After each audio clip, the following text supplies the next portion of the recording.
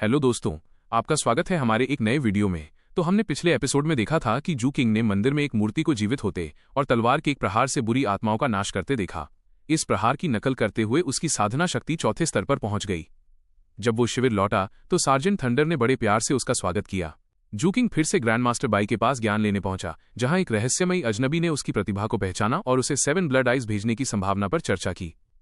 अब आगे। अपने निवास पर पहुंचकर जू किंग ने एक लंबी आह भरी।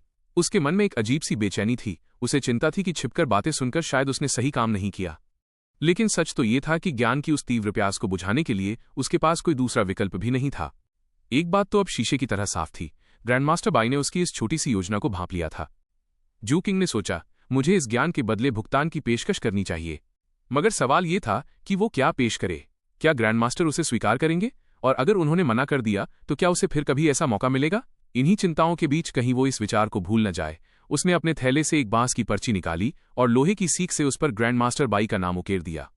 नाम लिखने के बाद उसने 4 और नाम जोड़े, एक सार्जेंट थंडर का और बाकी 3 उन लोगों के जिन्होंने झुग्गियों में उसकी मामूली सी मदद की थी। जू किंग उन लोगों में से था जो छोटी सी मदद को भी उम्र भर याद रखते थे। हिसाब पूरा करने के बाद उसने एक और पर्ची निकाली और व्याख्यान की बातों को दर्ज करना शुरू किया। जब उसने अपनी पुरानी पर्चियों को देखा तो उसके चेहरे पर संतोष की एक लकीर खिंच गई। उसे अब 27 प्रकार के औषधीय पौधों की विस्तृत जानकारी हो चुकी थी। उस दिन जू किंग का मन बहुत प्रसन्न था, यहां तक कि साधना के दौरान भी उसकी ये खुशी बरकरार रही। अगले दिन वो सुबह जल्दी उठा, 7 पत्तियों वाला तिपतिया घास और एक विशेष फूल खरीदा और अपनी दिनचर्या के अनुसार ग्रैंडमास्टर बाई के तंबू की ओर चल पड़ा। वह ठीक उसी जगह खड़ा हुआ जहां वो कल था। उसने पूरे पाठ को एकाग्रता से सुना। कल की ही तरह ग्रैंडमास्टर बाहर आए और पूछा कि वो वहां क्या कर रहा है। जू किंग ने बड़ी विनम्रता से वो फूल आगे बढ़ाया और वही सवाल पूछा जो उसने कल पूछा था। ग्रैंडमास्टर ने एक गहरी आह भरी और सिर हिलाते हुए उस पौधे की पूरी जानकारी जू किंग को दे दी। अत्यंत कृतज्ञता के साथ जू किंग ने झुककर प्रणाम किया। जाते समय जब उसने पीछे मुड़कर देखा तो ग्रैंडमास्टर उसे ही देख रहे थे। दोनों ने एक बार फिर सिर हिलाकर अभिवादन किया। जू किंग ऐसी यादें संजो रहा था जिन्हें वह कभी नहीं भुला सकता था। इसी तरह आधा महीना बीत गया। हर दिन जू किंग एक नया पौधा लेकर जाता, चुपचाप प्रवचन सुनता और फिर अपने पौधे के बारे में पूछता। इस प्रक्रिया में उसने न केवल पौधों को पहचाना बल्कि ये भी सीखा कि वे मिलकर कैसे काम करते हैं। अब उसके पास दर्जनों ऐसी बांस की पर्चियां थीं जो ज्ञान से भरी हुई थीं। ग्रैंडमास्टर बाई ने उसके छिपकर सुनने पर कभी आपत्ति नहीं की। वे हमेशा धैर्य से उसे पौधों के बारे में बताते। धीरे धीरे वहां के पहरेदार और ग्रैंडमास्टर के दोनों शिष्य चेन फ्यूआन और टिंग्यू भी फर का ओवरकोट पहने उस बच्चे को सुबह सुबह वहां देखने के आदी हो गए। एक बार जब मूसलाधार बारिश हो रही थी तो सबको लगा कि जू किंग आज नहीं आएगा। लेकिन जब वो अपने सरकंडे के रेनकोट में भीगता हुआ पहुंचा तो दोनों शिष्य उसकी निष्ठा देखकर दंग रह गए। फिर एक दिन ऐसा आया जब जू किंग समय पर नहीं पहुंच पाया। दोनों शिष्य बार बार गर्दन उठाकर बाहर देख रहे थे। उन्हें आश्चर्य हो रहा था कि वो छोटा कूड़ा बीनने वाला आज कहाँ रह गया। लेकिन जू किंग हार मानने वालों में से नहीं था। वो थका हारा और बेदम होकर वहां पहुंचा। उस दिन देर होने का कारण ये था कि वो निषिद्ध क्षेत्र में जीवनकाल बढ़ाने वाले फूल और निशान मिटाने वाले क्रिस्टल की खोज में गया था। वहां उसका सामना एक भयानक विकृत राक्षस से हुआ। समुद्र और पर्वत मंत्र के चौथे स्तर पर होने के बावजूद वो बड़ी मुश्किल से जान बचाकर भाग पाया था।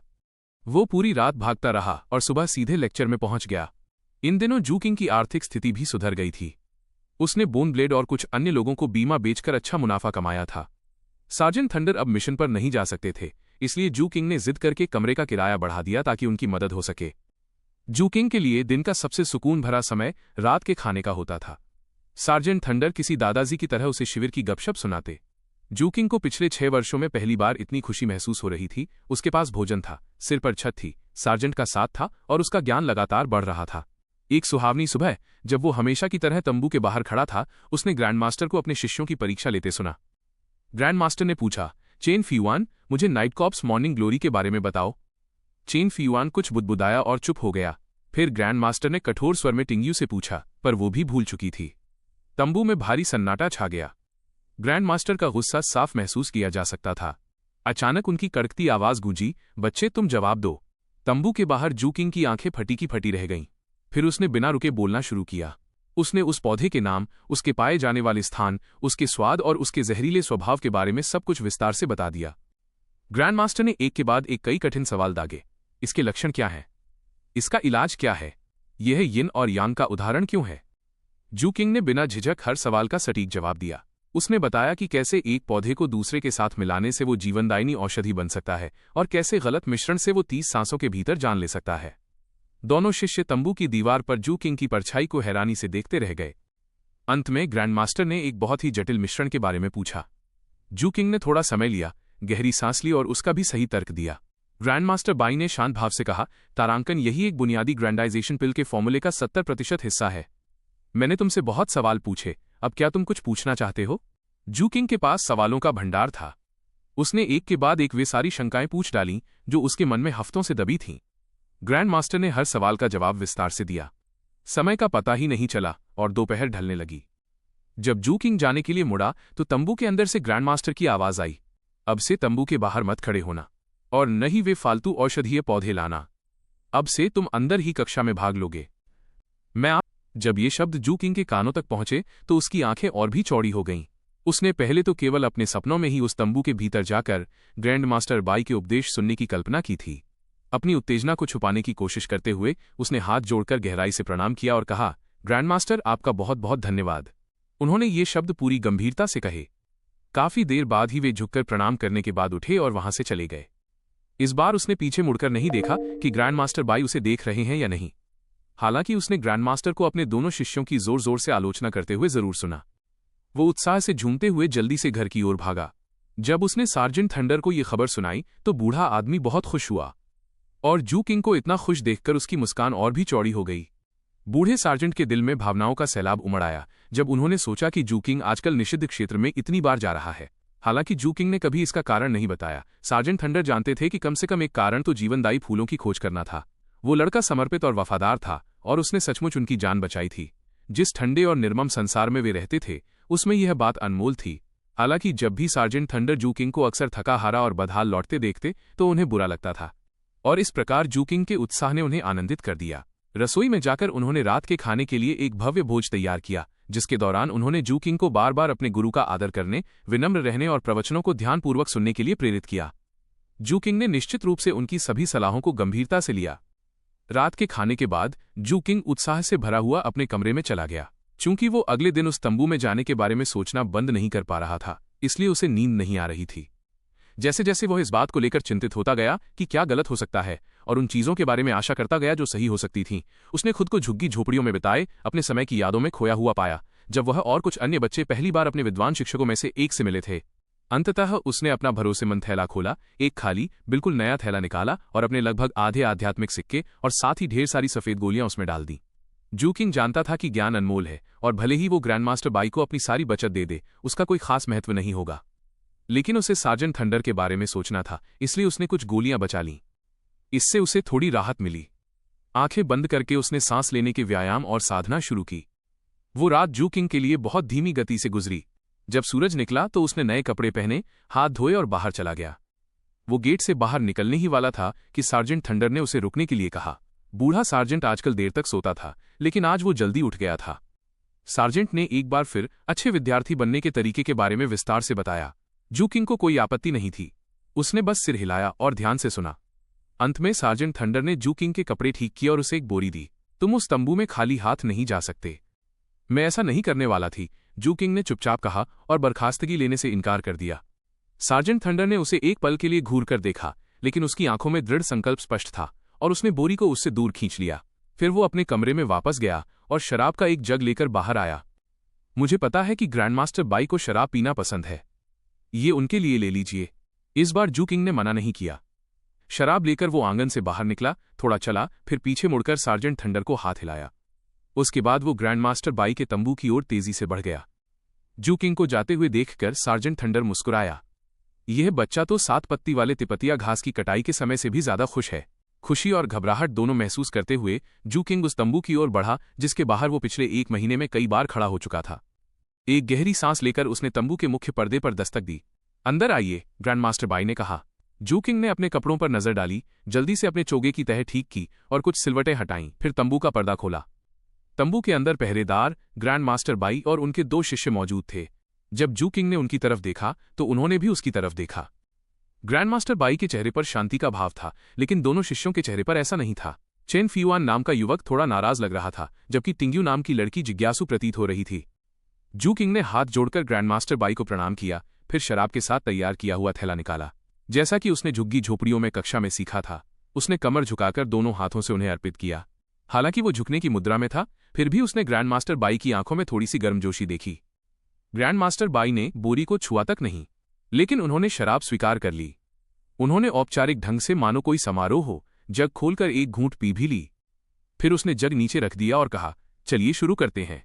हमेशा की तरह उन्होंने कुछ परीक्षण से शुरुआत की। इस बार टिंग्यू और चेन फियुआन जू किंग के बराबर ही कुशल लग रहे थे। उन्होंने अपना होमवर्क किया था और सभी प्रश्नों के सही उत्तर दिए थे। फिर उन्होंने जू किंग की ओर देखा। उन्होंने ग्रैंडमास्टर बाई पर पूरा ध्यान केंद्रित रखते हुए सभी प्रश्नों के उत्तर दिए। इसके बाद ग्रैंडमास्टर बाई ने सिर हिलाया और व्याख्यान शुरू किया। जू किंग ध्यान से सुन रहा था। तंबू के अंदर से ग्रैंडमास्टर बाई के प्रवचन सुनने का अवसर उसके लिए अनमोल था, इसलिए उसने जरा भी ध्यान भटकने नहीं दिया। चेन फियुआन और टिंग्यू भी यही कर रहे थे, जिसे देखकर ग्रैंडमास्टर बाई मन ही मन मुस्कुरा उठे। लगभग 12 दिन बीत गए। जू किंग को व्याख्यान सुनने की आदत हो चुकी थी और अब जब वो आधिकारिक तौर पर कक्षा का हिस्सा बन चुका था, तब भी उसने इसे कम गंभीरता से नहीं लिया। परिणाम स्वरूप उसका ज्ञान भंडार बढ़ता गया। हालांकि चेन फियुआन को अपनी पुरानी आदतों में लौटने में केवल कुछ ही दिन लगे। इसके विपरीत टिंग्यू ने जू किंग के साथ कदम मिलाकर चलना जारी रखा और कक्षा में पूरी तरह ध्यान दिया। व्याख्यान समाप्त होने के बाद वो उससे थोड़ी बातचीत भी करती थी। उसके अधिकतर प्रश्न शिविर में जीवन के बारे में होते थे और यद्यपि जू किंग विस्तार से बताने में अनिच्छुक था, फिर भी वो सरल शब्दों में स्पष्टीकरण देता था। चेन फियुआन की बात करें तो वो अब भी जू किंग से नाराज लग रहा था और उसने उससे मुश्किल से कुछ ही शब्द बोले थे। जू किंग को कोई परवाह नहीं थी। वो सामाजिक मेलजोल में कभी माहिर नहीं था और व्याख्यान के बाद जितनी जल्दी हो सके तंबू से निकलने की पूरी कोशिश करता था। फिर वो निषिद्ध क्षेत्र में चला जाता था, लेकिन अब वहां उसका एक नया लक्ष्य था, उन पौधों और वनस्पतियों को खोजना जिनके बारे में उसने सीखा था। व्याख्यानों में भाग लेना शुरू करने से पहले निषिद्ध क्षेत्र के सभी पौधे एक जैसे प्रतीत होते थे, लेकिन अब परिस्थितियां अलग थीं। अब जू किंग को अक्सर ऐसे पौधे दिखाई देने लगते थे जिनके बारे में वो जानता था, और उन्हें वास्तविक जीवन में देखने से उसके ज्ञान में और भी गहराई आ गई।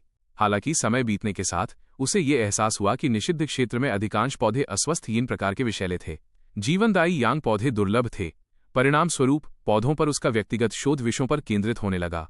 कई ऐसे पौधे इकट्ठा करने के बाद उसने उन्हें उसी घाटी में एक छोटी सी झोपड़ी में रखना शुरू कर दिया, जहां से स्क्वाड थंडरबोल्ट ने 7 पत्ती वाला तिपतिया घास इकट्ठा किया था। वो जगह उसकी निजी प्रयोगशाला बन गई, जहां उसने जहरों का अध्ययन करने पर ध्यान केंद्रित किया। अपने शरीर में विषों को विघटित करने की जन्मजात क्षमता के कारण उन्हें खतरनाक पौधों के साथ काम करने में काफी आत्मविश्वास मिला। विभिन्न संयोजनों के साथ काफी प्रयोग करने के बाद उन्होंने अंततः एक बिल्कुल नया और अनूठा विषैला सीरम बनाया। इसे 8 प्रकार के विषैले पौधों और सांप के विष को मिलाकर बनाया गया था। इसमें अत्यधिक संक्षारक गुण थे, जिसके कारण परीक्षण और परिष्करण के बाद जू किंग ने पाया कि यह केवल 5 सांसों में एक पूरे विकृत जानवर के शव को गला सकता है। ये केवल शवों पर ही इतना कारगर था। जीवित प्राणियों पर प्रयोग करने पर यह उतना प्रभावी नहीं था। फिर भी ये विष सीरम जू किंग द्वारा स्वयं बनाया गया पहला औषधीय मिश्रण था और वो इससे बहुत प्रसन्न था। धूप में सुखाकर इसे पाउडर बनाने के बाद उसने इसे एक नाम दिया, शव विनाशक पाउडर। जीवनदायी यांग पौधे दुर्लभ थे, लेकिन उन्हें कुछ मिल गए और इस प्रकार वे यिन और यांग के ध्रुवों को मिलाकर प्रयोग करने में सक्षम हुए। परिणाम स्वरूप उन्होंने उत्परिवर्तनों को दबाने के लिए 7 पत्तियों वाले तिपतिया घास का उपयोग करके एक औषधीय तरल बनाया। उन्होंने इसे ग्रैंडमास्टर बाई को दिखाया और पूछा कि क्या ये सार्जेंट थंडर की हालत में मदद कर सकता है। ग्रैंडमास्टर बाई ने कहा कि सार्जेंट के लिए जीवनकाल बढ़ाने वाले फूल के अलावा और कुछ भी कारगर नहीं होगा। यहां तक कि जो दवा वो पहले से ले रहा है उसका असर भी धीरे धीरे कम होता जाएगा। वो इस बारे में बिल्कुल सही था। सार्जेंट थंडर हमेशा अपनी दवाइयां लेता था, फिर भी वो लगातार कमजोर होता जा रहा था।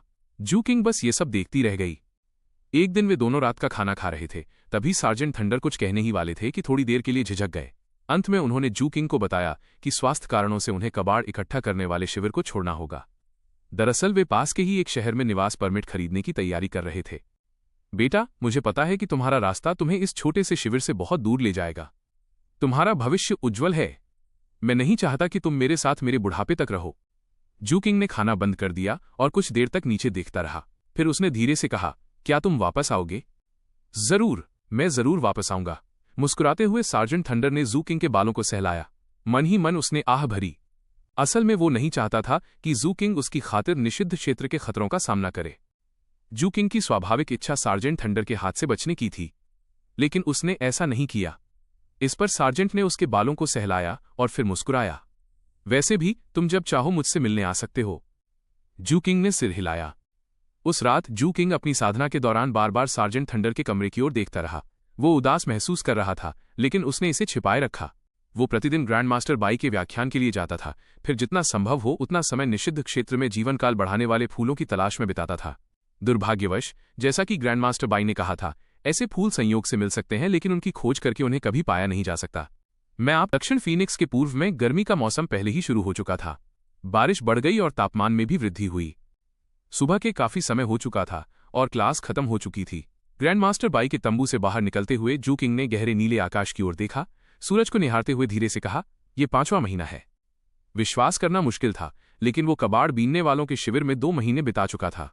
जब वो खून की बारिश, शहर के खंडहरों और वहां के अपने अनुभवों को याद करता तो ऐसा लगता जैसे बहुत समय बीत गया हो। फिर भी यादें उसके मन में स्पष्ट थीं। 2 महीने पहले झुग्गी झोपड़ियों में रहने के मुकाबले वो अब बहुत बदल चुका था। उसकी साधना शक्ति लगातार बढ़ती जा रही थी, पेड़ पौधों और वनस्पतियों का ज्ञान भी बढ़ रहा था, और कुल मिलाकर जू किंग को ऐसा लग रहा था जैसे वो बड़ा हो रहा हो। सार्जेंट थंडर के स्वादिष्ट भोजन, जिसमें बहुत सारा मांस होता था, की बदौलत उसका पहले का दुबला पतला शरीर अब भरने लगा था। समुद्र और पर्वत मंत्र के अभ्यास के कारण उनके शरीर में पहले से कहीं अधिक जोश भर गया था। बिना किसी प्रयास के उनके शरीर से एक ऐसी शक्तिशाली आभा निकलती थी जो उनके आसपास मौजूद किसी भी व्यक्ति को भेदने में सक्षम प्रतीत होती थी। शायद मंदिर परिसर में देखी गई तलवारबाजी के अभ्यास के कारण उनकी आंखें सामान्य व्यक्ति की तुलना में अधिक चमकती हुई प्रतीत होती थीं, और तलवारबाजी का अभ्यास करते करते ये प्रभाव और भी बढ़ जाता था।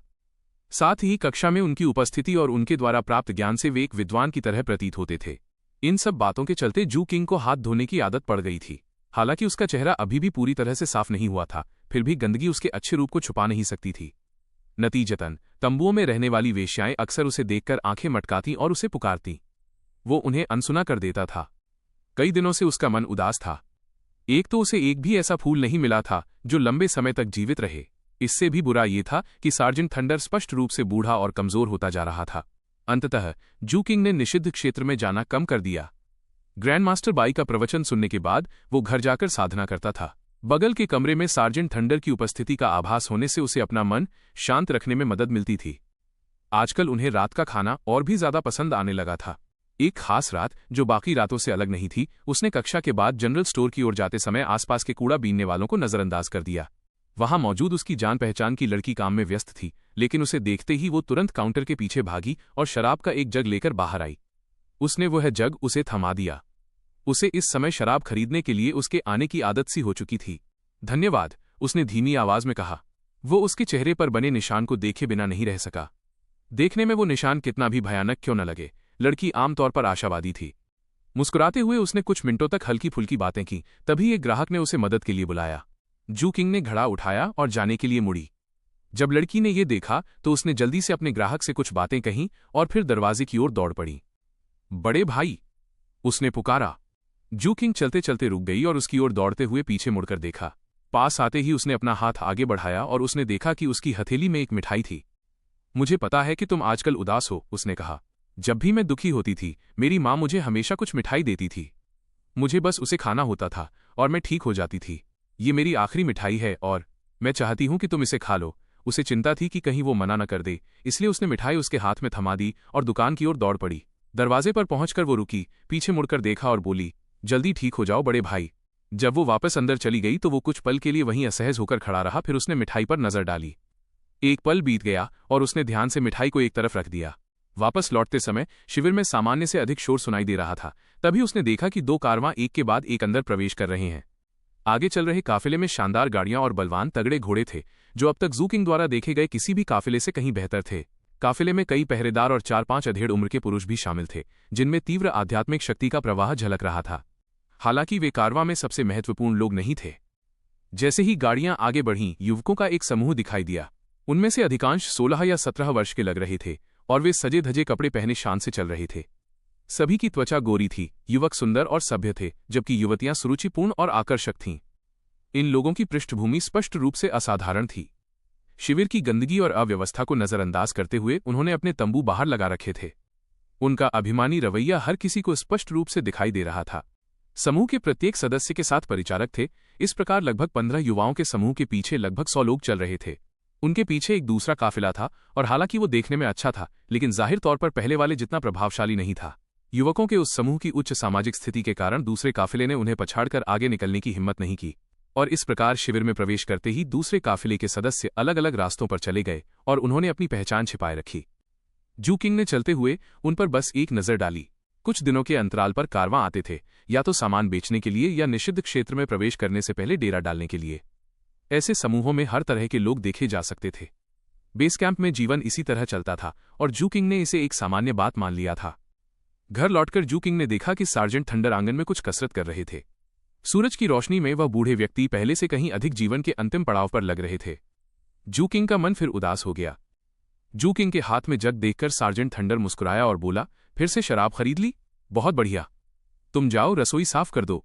मैं रात के खाने के लिए कुछ लेने टहलने जा रहा हूं। अपने हाथों को पीठ के पीछे बांधे हुए वो आंगन से बाहर निकल गया। यह उनकी तय व्यवस्था थी। सार्जेंट थंडर को ही खाना खरीदना था।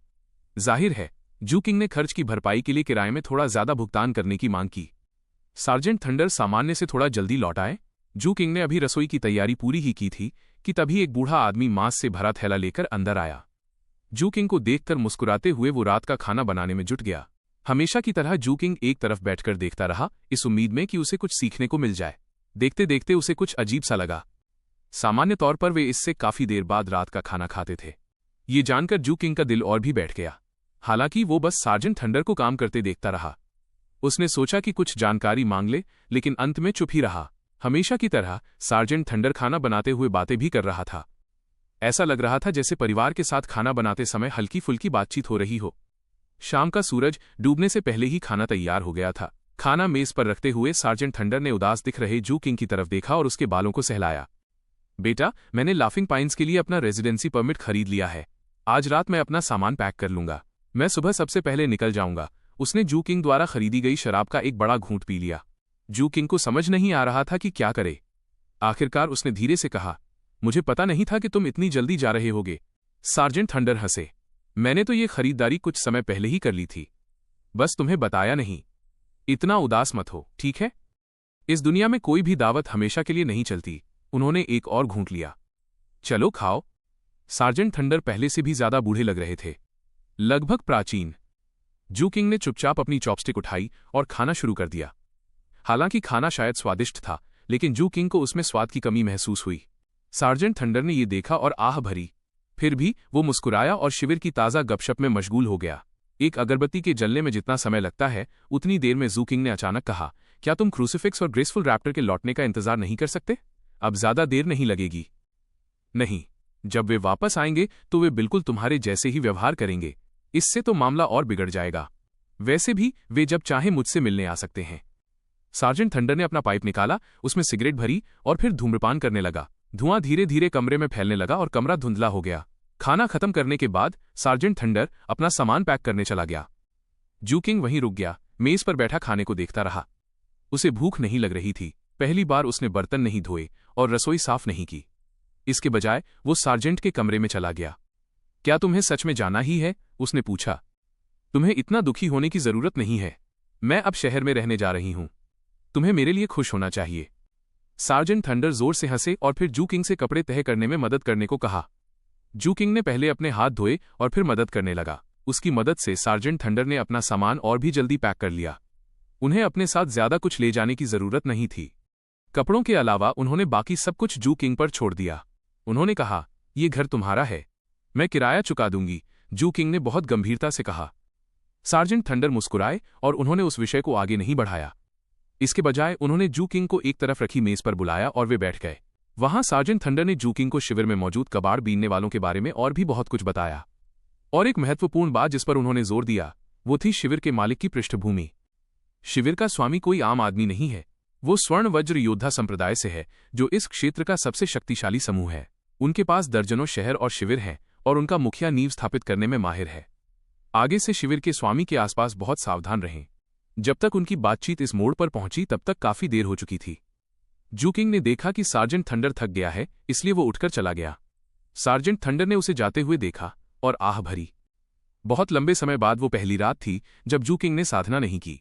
वो खिड़की से बाहर रात के अंधेरे में देखता रहा जब तक कि क्षितिज उजाला नहीं हो गया और सूरज नहीं निकल आया। ये तेज था। उदासी से ग्रस्त होकर उसने हमेशा की तरह आंगन में न जाने का फैसला किया।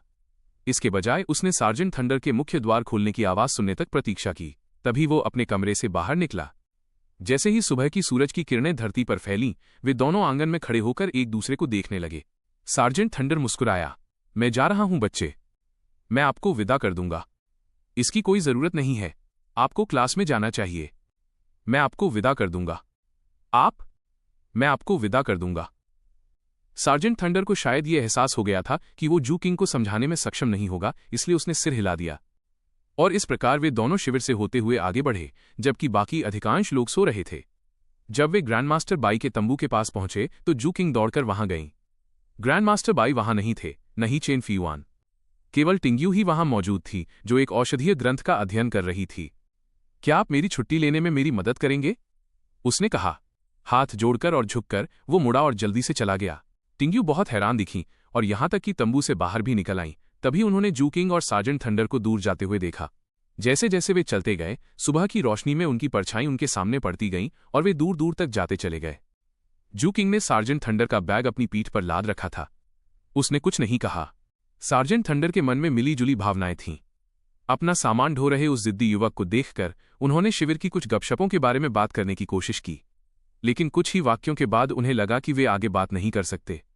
वे दोनों उस पहाड़ पर चढ़े जहां उन्होंने कभी विश्राम किया था और नीचे बेस कैंप को देखा। उस समय सार्जेंट थंडर आगे आगे चल रहे थे और जू किंग उनके पीछे पीछे चल रही थी। पहला तलवार की तरह गहरा दिखाई दे रहा था, जबकि दूसरा एक अकेले भेड़िए की तरह लग रहा था। इस बार जू किंग ने नेतृत्व किया और सार्जेंट थंडर ने उनका अनुसरण किया। इस बार पहला एक पर्वत शिखर जैसा दिख रहा था, जबकि दूसरा शाम के ढलते सूरज की तरह लड़खड़ा रहा था। जू किंग ने सार्जेंट थंडर को सहारा देने के लिए हाथ बढ़ाया और फिर उसने उसे अपनी पीठ पर उठा लिया, ठीक वैसे ही जैसे उसने निषिद्ध क्षेत्र में किया था। सार्जेंट थंडर को जू किंग के चेहरे का एक हिस्सा दिखाई दिया और इसे देखकर उसने आह भरी। तुम्हें दूसरे लुटेरों पर नजर रखनी होगी, उसने धीरे से कहा।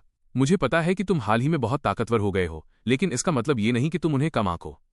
लुटेरे, वे तो कानून तोड़ने वाले होते हैं, वे चाहे सही तरीका अपनाएं या गलत। हर रात कुत्तों को खाना खिलाना मत भूलना। बेस कैंप में आप उन पर सबसे ज्यादा भरोसा कर सकते हैं। अच्छी तरह खाना याद रखना और ठंडा खाना मत खाना, पहले उसे गर्म कर लेना। तुम्हारा विकास अभी भी हो रहा है, इसलिए इस तरह की चीजों में लापरवाही मत करना। अगर तुमने ऐसा किया तो बुढ़ापे में पछताओगे। अच्छा, याद है ना, बिस्तर पर ही सोना और चादरों का इस्तेमाल करना। गंदा होने से मत डरो, जरूरत पड़ने पर धो लो और धूप में सुखा लो। एक और बात, सार्जेंट थंडर ने जो कुछ भी कहा वो गहरी चिंता से भरा हुआ था। जू किंग ने बूढ़े आदमी को साथ ले जाते हुए सिर हिलाया और उसने सब कुछ याद कर लिया। सार्जेंट थंडर लगातार बोलते रहे, लेकिन वे बूढ़े और कमजोर थे और अंततः सो गए। जब जू किंग ने खर्राटे की आवाज सुनी तो उसने अपने कदमों को शांत रखने का पूरा ध्यान रखा। साथ ही उसने यात्रा को सुगम बनाने के लिए सबसे अच्छा रास्ता चुनने की कोशिश की। इस तरह जू किंग सार्जेंट थंडर को बीहड़ इलाकों से होते हुए ऊबड़ खाबड़ रास्तों से बचते हुए शाम होने तक जंगल से ले गया। ढलते सूरज की रोशनी में उनकी परछाइयां फैलती गईं, तभी जू किंग को दूर एक शहर दिखाई दिया। लगभग उसी समय सार्जेंट थंडर की नींद खुली और उसने शहर को देखा। उसने राहत की सांस ली। हम यहां पहुंच गए हैं। हाँ, जू किंग ने भारी मन से कहा। सार्जेंट थंडर के कहने पर उसने बूढ़े आदमी को सावधानीपूर्वक नीचे उतारा। सार्जेंट थंडर ने जू किंग के हाथ से अपना बैग ले लिया। उन्होंने शहर के द्वार की ओर देखा, फिर जू किंग की ओर। कुछ पल की खामोशी छा गई। सार्जेंट थंडर मुस्कुराए। उन्होंने हाथ बढ़ाकर जू किंग के बालों को सहलाया। अब वापस जाने का समय हो गया है बच्चे। अगर तुम्हें मेरी याद आए तो मुझसे मिलने आना। मैं शहर के दक्षिण में नंबर 3 क्लियर वाटर रोड पर मिलूंगा। अपना सामान उठाते हुए वो शहर के गेट की ओर चल पड़ा। जू किंग को ऐसा लग रहा था मानो उसके मन में कहने के लिए 1000 बातें हों, लेकिन उसे समझ नहीं आ रहा था कि उन्हें कैसे कहे, इसलिए वो चुपचाप वहीं खड़ा रहा। शहर के द्वार में प्रवेश करने से ठीक पहले सार्जेंट थंडर रुका और पीछे मुड़कर देखा। उसने जू किंग को गहरी नजर से देखा और हाथ हिलाया। फिर पहरेदार उसे जल्दी से अंदर ले गए और वो नजरों से ओझल हो गया। जू किंग काफी देर तक वहां अकेली खड़ी रही। शहर का द्वार शाम के लिए बंद हो गया और उसका दिल पूरी तरह से खाली महसूस करने लगा। अपना ख्याल रखना, उसने धीरे से कहा। फिर वो कड़वाहट और अकेलेपन से भरा हुआ वापस मुड़ गया। रात हो गई और वो अंधेरे में डूब गया। अकेला ही वो खेतों से होते हुए ऊबड़ खाबड़ रास्तों पर चलता हुआ पहाड़ पर चढ़ गया।